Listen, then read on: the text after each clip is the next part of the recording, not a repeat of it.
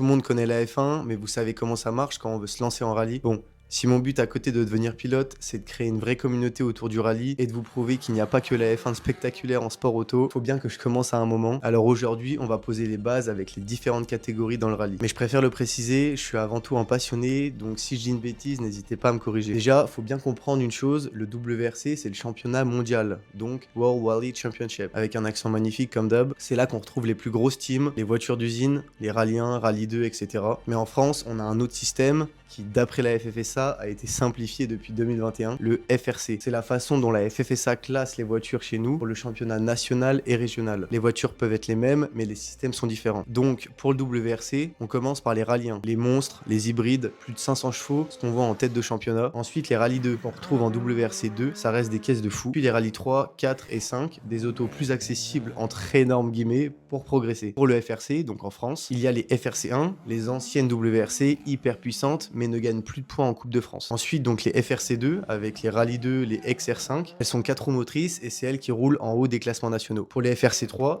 donc les Rallye 3, plus abordables, une vraie porte d'entrée pour les 4 roues motrices. Après, les FRC4, donc il y a les Rallye 4, les R2 par exemple, des tractions avant, top pour débuter en national. Et enfin, les FRC5 avec par exemple les Rallye 5, les N2, l'entrée en rallye moderne, budget beaucoup plus contenu, plus proche des caisses de série. Et moi, c'est là où je vais commencer, c'est-à-dire vraiment tout en bas. En gros, le WRC, c'est ce que vous voyez à la télé, et le FRC, c'est ce qu'on vit sur le terrain en France, là où des mecs comme moi essayent de commencer. Franchement, j'ai fait au plus simple, car il y a énormément de détails techniques, même moi je suis perdu. Mais je veux bien que tu me dises en commentaire si ce genre de vidéo, ça vous aide un peu à piger, et si vous kiffez, ou si ça vous fait juste mal au crâne. Moi, je te dis à demain pour le jour 18.